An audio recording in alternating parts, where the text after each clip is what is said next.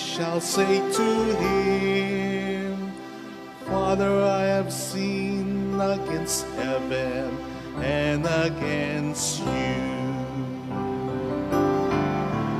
Glory to you, O Word of God. Glory to you, Lord Jesus Christ.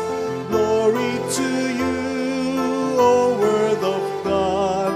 Glory to you, Lord Jesus Christ.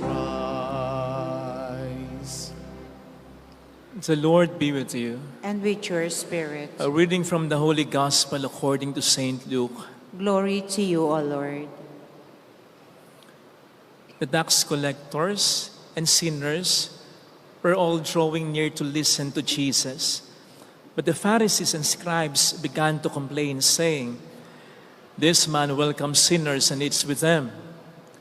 So to them Jesus addressed this parable. A man had 2 sons, and the younger son said to his father, Father, give me the share of your estate that should come to me. So the father divided the property between them. After a few days, the younger son collected all his belongings and set off to a distant country where he squandered his inheritance on a life of dissipation. When he had freely spent everything, a severe famine struck that country, and he found himself in dire need. So he hired himself out to one of the local citizens, who sent him to his farm to tend the swine. And he longed to eat his fill of the pods on which the swine fed, but nobody gave him any. Coming to his senses, he thought, How many of my father's hired workers have more than enough food to eat, but here am I, dying from hunger. I shall get up and go to my father, and I shall say to him, Father, I have sinned against heaven and against you. I no longer deserve to be called your son. Treat me as you would treat one of your hired workers. So he got up and went back to his father. While he was still a long way off, his father caught sight of him and was filled with compassion. He ran to his son, embraced him, and kissed him. His son said to him, Father, I have sinned against heaven and against you. I no longer deserve to be called your son. But his father ordered his servants, Quickly, bring the finest robe and put it on him. Put a ring on his finger and sandals on his feet. Take the fattened calf and slaughter it. Then let us celebrate with a feast, because this son of mine was dead and has come to life again. He was lost and has been found. Then the celebration began. Now, the older son had been out in the field, and on his way back, as he neared the house, he heard the sound of music and dancing. He called one of the servants and asked what this might mean. The servant said to him, Your brother has returned, and your father has slaughtered the fattened calf, because he has him back safe and sound. He became angry, and when he refused to enter the house, his father came out and pleaded with him. He said to his father in reply, Look, all these years I served you, and not once did I disobey your orders. Yet you never gave me even a young goat to feast on with my friends. But when your son returns, who swallowed up your property with prostitutes, for him you slaughtered the fattened calf. He said to him, My son, you are here with me always. Everything I have is yours. But now we must celebrate and rejoice, because your brother was dead and has come to life again. He was lost and has been found. Sisters and brothers, the Gospel of the Lord. Praise you, Lord Jesus Christ.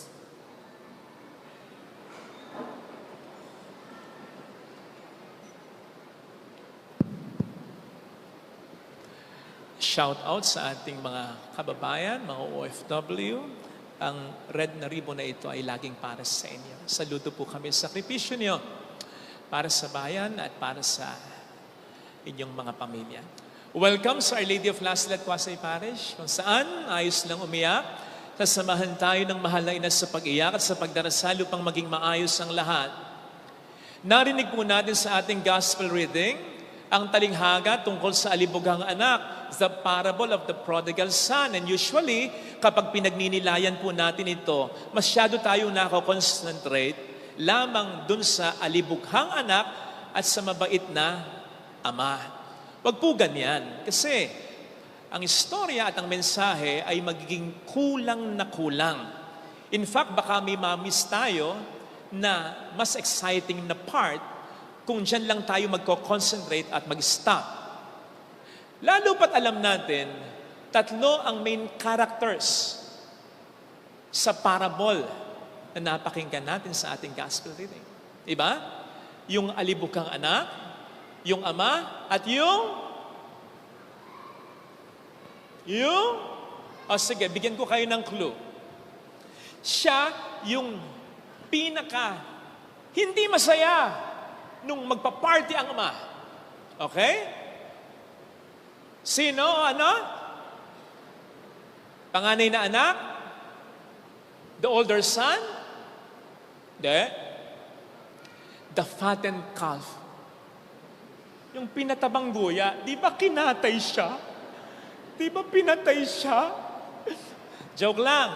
Seriously, ang pinakamalungkot nung may nag-party ay ang panganay na anak. So, sa kanya tayo mag-concentrate. Sapagkat dito makikita natin na pwede rin pala tayong magkasala at pwede rin marami ang mawala sa atin ng mga blessings. Hindi lamang kung tutularan natin yung alibughang anak, kundi kapag tinularan din natin yung panganay na anak. And how is that? Isa-isahin natin yung mga kasalanan ng panganay na anak. At makikita po natin ito sa mga salita na kanyang binitawan. Unang mga salita, sabi niya, pinaglingkuran ko po kayo sa loob ng maraming taon at kailanman hindi ko kayo sinuway. Sabihan ka ng ganyan ng anak mo, anong mararamdaman mo? Ha? Sinusumbatan ka na. Tinutunto na lahat ng mga ginawa niya. Anong mafe-feel mo? Masasaktan ka. Because all the while, akala mo mahal ka ng anak mo. Hindi pala. Lahat pala ng ginawa niya, napilitan lang siya. Naobliga lang siya. Hindi bukal sa puso niya. Kara-kara lahat ng ginawa niya, nababaliwala sa'yo, di ba? Kasi wala palang saya sa mga ginawa niya, puro pala lungkot. Wala palang laya sa mga ginawa niya, puro pala takot. Wala palang enjoyment o joy sa mga ginawa niya, puro pala pagod. Kasi ang lahat ng ginawa niya ay hindi dahil ikaw ay mahal niya, kundi dahil naobliga lang siya. Out of obligation and not out of love. Di po ba kapag tayo gumagawa, out of love, mahal natin, yung dahilan ng pagsisikap natin, mapapagod tayo, mamamahinga lang, pero gawa na naman. Kasi merong fulfillment, merong enjoyment, merong joy, merong happiness. You are doing something for the one you truly love. Kaya nga hindi mo po pwedeng sumahin eh. Kasi sa dami, hindi mo na matatandaan. Mga magulang, natatandaan nyo pa ba? Punto por punto, lahat ng mga ginawa at ginagawa pa rin ninyo para sa mga anak ninyo? Hanggang sa mga kaapu-apuhan ninyo? Hindi na! At bakit hindi mo na malalayan na marami na pala? May joy, may happiness sa paggawa mo ng mga yon dahil mahal mo sila. Kahit nga pagod na tayo, di ba? Gagawa pa rin tayo. At kahit nga wala na tayo, magbibigay pa rin tayo kasi nagmamahal tayo. Sabihan man tayo ng iba, sobra na yung ginagawa mo. Talagang hindi mo maunawaan yung salitang sobre. Sapagkat sa taong tunay na magmahal, kulang ang salitang sobra. Maniwala ka. So dapat ganito ang maging relasyon natin sa Diyos. Ganito dapat ang maging paglilingkod natin sa Diyos. Yung pagsisimba natin, yung paggawa natin ng mabuti, maging yung pag-iwas natin sa mga tukso at sa masasama. Should be out of our love for Him. At hindi dahil naoobliga lang tayo para hindi tayo manghinawa, para hindi natin bilangin, para maraming kabutihan ang gawin natin nang hindi natin napapansin at upang hindi natin isumbat sa Ama, sa Diyos natin. Something na wala, yung panganay na anak. Sabi pa niya, di ba, ikalawa, ni minsan hindi mo ako nabigyan ng kahit isang bisirong kambing para magkatuwaan kami ng aking mga kaibigan. Ito na yung tunay niyang kulay. Kung bakit siya naoobliga. Hindi dahil nagmamahal siya, kundi dahil may gusto siya at pinupuntirya siyang makuha. Yung mana rin niya. Yun din ang mahalaga para sa kanya. Hindi ang tatay niya, kundi yung mamanahin niya. Kaya naoobliga siya, kaya may pagod sa ginagawa niya, kaya mabigat yung ginagawa niya, kaya natatakot siya, dapat gawin ko to, gawin ko yun, in order to please my Father, kasi baka hindi niya ako pamanahan. O nakita niyo yung naging reaksyon niya, nung maramdaman niyang may handaan sa kanila, sa malayo pa lang, naririnig na niya yung mga tugtugan. Naamoy na niya yung slaughtered, fattened calf na during those times ay napaka-expensive. No wonder, yun ang agad na chinismis sa kanya nung katiwala. Dumating ang iyong kapatid. At alam mo ba, pinapatay yung pinatataba yung guya. Nagpanting lalo ang tenga niya. Kasi dapat yun ay sa kanya. And remember, siya na lang ang tagapagmana ng tatay niya. At yung minamana niya, ayaw na niyang mabawasan pa. Gastos yun eh. Kabawasan yun eh. And not to mention, natatakot din naman siya, baka pumarti uli sa kanyang mananan ang kapatid niyang bumalik na. Kung tutuusin, alam ninyo, pareho lang silang dalawang mukhang pera. Pareho lang silang dalawang walang koneksyon sa Ama. Pareho lang silang nagkakasala. Hindi nga lang obvious yung sa kanya, pero mas matindi yun. Kasi lumalaban ng pailalim sa Ama. At paano pang mas matindi? Ay hindi niya alam. Naswail na rin siya. Thirdly, ano yung sabi niya sa kanyang ama? Nang dumating yung anak mong yan, your son, nakita ninyo? Hindi niya sinabing, nang dumating yung kapatid kong yan, my brother, para may lambing pa kahit wala nga eh. Inilayaw na niya ang kanyang sarili sa kanyang ama, inilayo pa rin niya ang kanyang sarili sa kapatid niya. Pero pansinin po ninyo yung sagot sa kanya ng kanyang ama, your brother, kapatid mo yan, ano ka ba? Panganay ka. Umayos ka. Something like that. So yun din ang sinasabi ng Panginoon sa atin. Sa lahat sa atin na mga panganay sa pananampalataya, panganay sa ating pamilya. Pag sinabing panganay sa pananampalataya, tayo na kumpara sa iba nating mga kapatid ay unang nakakilala sa Diyos, unang nagmamahal sa Diyos, unang laging tumatawag sa Diyos, unang lumalapit sa Diyos kasi nagsisimba tayo eh. Nagdarasal tayo eh. Gumagawa tayo ng mabuti. Kung ikukumpara naman sa iba, di ba?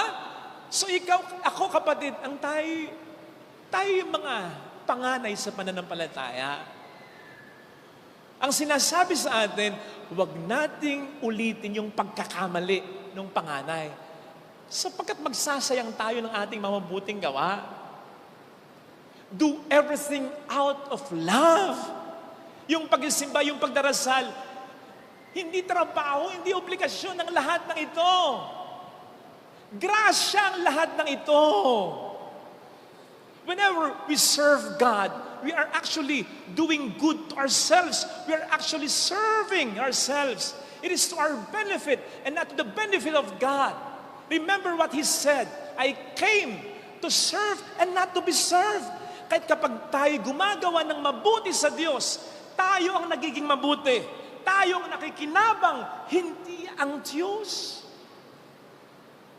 And that in itself is already a great blessing. Kung ikukumpara sa mga mga blessings pang hinihiling natin. Kaya nga ang sabi nung ama dun sa panganay ng anak, everything I have is yours. Lagi kitang kasama. Lagi kang nagsisimba. Lagi mo akong nararamdaman.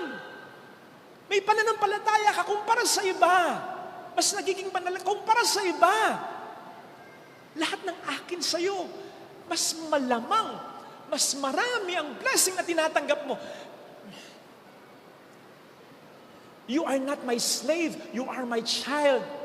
At sinasabi sa Bible, for we are not His slaves, we are His children, we are His heirs to His kingdom. Kapatid, kung tayo gagawa ng out of obligation lang, ay, patingi-tingi lang ang ating mga makukuhang biyaya pag ganyan. Ganun lang nagtatrabaho, di ba? Ito lang yung salary mo. Ayun lang. But we are His children. We serve Him. We love Him. At higit pa dyan ang tatanggapin natin. Kaya nga, ang sabi nung alibughang anak, just treat me as one of your hired workers. Hindi, anak kita. Yung biyayang para sa'yo, hindi maikukumpara sa mga biyaya ng katiwala. Anak kita. At yun din ang sabi niya sa panganay niyang anak, anak, yung manang iniisip mo, higit pa dyan ang sayo. Ano ka ba? Just serve me because you love me. And not because you love what you can get from me. O sana, mahalin talaga natin ang Diyos. And I assure you, ang biyaya para sa atin ay malulubos. In connection with this, bilang panganay na anak ng Diyos, ay akayan din naman natin ng ating mga kapatid na alam natin hindi nagsisimba, na alam natin nagkakasala din naman tayo. Pero yung alam natin, alam yung nalulugmok sa matitinding mga pagkakasala, siyagain natin sila, ipagdasal natin sila, huwag natin silang huhusgahan. Panganay gabayan mo siya. Yun naman ang role ng panganay, di ba? Sabi ko nga dati, nakaw, sakit sa ulo ng mga magulang at ng mga magkakapatid kapag ang panganay ang unang-unang masungay, madamot, mayabang, buwis, nakaw. Tindi ng problema ng pamilya pag ganyan. Pero napakagandang blessing kapag ang panganay ang pinakamabait. Ang pinaka-naisip, ang pinaka-generous, ang pinaka-selfless, ang pinaka-magalang, pinaka-mababang loob. Blessing yan sa mga magulang kasi hindi habang panahon kayo nandyan. At blessing yan sa mga pagkakapatid sapagkat yung ate mo, yung kuya mong responsable at mabuting tao, anak din siyang tulad mo, pero para sa inyo, nagpapaging magulang siya. Hindi yung magulang na nanlalamang, kundi yung magulang na sama na, pinapatas niyang talaga. O kaya sama na, sabihin niya sa mga magkakapatid, i-prioritize natin yung kapatid nating walang-wala. Yun ang pangalan. Sama na, okay, kayo muna. Sige, kayo muna ang kumuha. Yun ang pangalan. Yung panganay na mahingan mo ng payo kasi mabait eh. Kasi alam mo may malasakit eh. Yung panganay na kahit nakatatanda, nagsosorry kapag may mali siya. Yun ang panganay. Blessing yan sa mga magulang. Kasi hindi naintindihan ng magulang, paano kung mawala ako? Ay, hindi, may panganay akong mabait. Siyang bahala sa mga ibang anak ko. Blessing yan sa magkakapatid. Kasi isip man ng mga magkakapatid, paano na tayo pag wala na si Papa at si Mama? Ay, nandyan si ate. Nandiyan si kuya. Blessing yan! Kasi hindi obligasyon yan. Walang nakukulong na irresponsableng ate o kuya. Hindi mo sila po pwedeng sitahin kung hindi nila gagampanan yung tungkuling yon. Hindi obligasyon yon. Kaya kapag nagpapakabuting ate o kuya, ang panganay ninyo, ang anak mo, pasalamatan mo kasi hindi obligasyon yon. Pagmamahal ang tawag ito. Mahirap para sa mga magulang ang mamatayan ng anak. Sabi nga ng mga magulang, bago yung anak ko, ako na lang. Pero, i-up natin, mas masakit sa magulang ang kapag namatay na una ay ang kanyang panganay na anak o mabuting anak. Mahirap para sa mga magkakapatid ang mamatayan ng kapatid. Pero, higit sa lahat na masakit, na mawala unang-una yung mabuting kapatid. Sana yung panganay yun. Sana yung panganay yun. Sino mga panganay dito? Tumino kayo, ha? And I think meron akong moral authority na sabihin sa inyo yun. Pwede niyo akong pindasan sa lahat ng bagay siguro, pero hindi sa pagmamahal ko sa mga kapatid.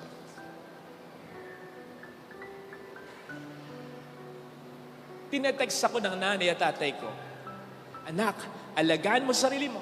Kapag nawala ka, hindi ko alam ang gagawin ko.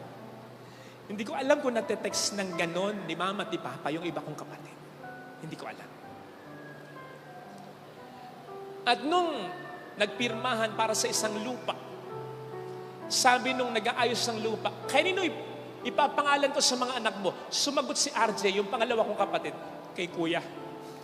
Hindi sila na-insecure sa akin kung ano ang maipangalan sa akin kasi alam nila bago ako sila. Kasi naniniwala ako na yun isang blessing sa pamilya.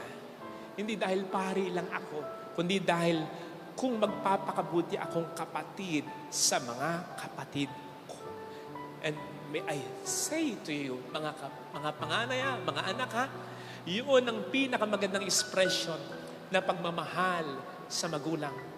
Kung ang mga magulang natin, ang pinakamahalagang expression ng pagmamahal nila sa atin ay yung pagmamahal nila sa nanay natin, sa tatay natin, sa isa't isa, ang pinakamahalagang expression ng pagmamahal ng anak sa magulang, mamahalin ko tatay, nanay, ang kapatid ko.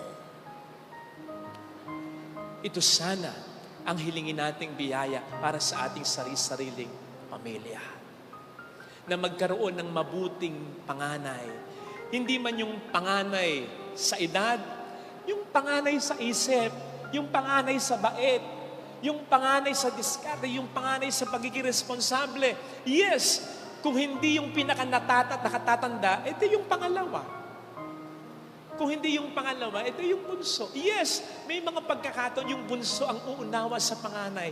Kasi pagdating sa isip, sa wisdom, sa paggalang, sa respeto, mas nakatatandang mag-isip yung bunso kaysa sa panganay. Yun ang kailangan ng bawat pamilya. At yun din ang kailangan ng pamilya ng Diyos. Tayong mga panganay sa pananampalataya, bata ka man, minsan, mas matibay yung pananampalataya mo eh. Mas nababago ka na ng Panginoong Diyos eh. Ang hinihiling sa atin, bear with our siblings. Yung mga kapatid natin sa pananampalataya na alam nating nagiging pamaya, nagkakasala, lugmok sa kasalanan, huwag natin silang husgahan. Pagdasal natin sila at akayan din natin sila sa kabutihan. Iyon ang pagiging anak ng Diyos. Ang sabi sa Bible, malalaman mong tunay na anak ng Diyos ang tao kapag nagmamahal siya sa kapatid niya. Ito sana ang hilingin nating biyaya sa banal na misa. Ilagay natin ang ating kanang kamay sa tapat ng ating puso.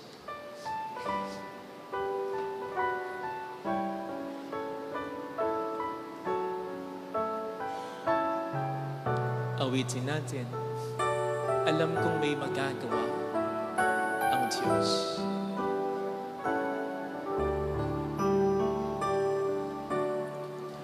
Alam kong may magagawa ang Diyos. Makapangyarihan siya. Alam kong may magagawa ang Diyos. Alam kong may magagawa Walang imposible sa Kanya. ang Diyos. Kung ako'y magtatapat, Kung ako'y magtatapat sa Kaniya'y maglilingkod, sa Kanya'y maglilingkod, alam kong may magagawa ang Diyos. may magagawa ang Diyos. Alam kong diringgin ng Diyos ang samo ko sapagkat mahal niya. Ilang Diyos Alam niya ang pinagdaraanan. mo ko. Alam kong diringgin ng Diyos ang samo ko. Alam kong diringgin ang Diyos ang samo ko. Kung ako'y magtatapat, Kung ako'y magtatapat sa Kaniya'y maglilingkod, sa Kanya'y maglilingkod, alam kong diringgin ng Diyos ang samo. Bigyan natin ang ating mga mata, Panginoon. Tulungan mo akong maging panganay. Maging mas nakakaunawa, mas nagbibigay, mas nagpapakumbaba, mas nagpapasensya, mas nagpapatawad sa aking kapwa-tao. Lalong-lalo na yung mga nagkakasala, yung alam kong hindi nakapagsisimba o malayo sa... Panginoon, tulungan mo rin po ako sa aking pamilya, sa aming pamilya. Maging panganay din ako sa pag-iisip, sa pagpapasensya, sa pangunawa, sa pagbibigay. Tulungan mo akong maging mabuti. Mabuti sa asawa, mabuti sa anak, mabuti sa magulang, mabuti sa pamilya. Mayroong magandang pangyayari sa iyo. Kung ikaw ay magiging panganay na anak ng Diyos sa lahat ng tao, sa lahat ng pagkakataon at sitwasyon. Kung ikaw ay magagamit ng Panginoon upang ilapit sa Kanyang kapwa mo, lalong-lalo ng pamilya mo.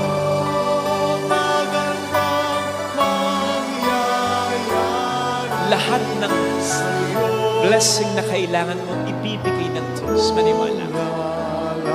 Upang ang responsibilidad ay yung makaya. Glory to the Father, and to the Son, and to the Holy Spirit. As it was in the beginning, is now, and ever shall be, world without end. Amen.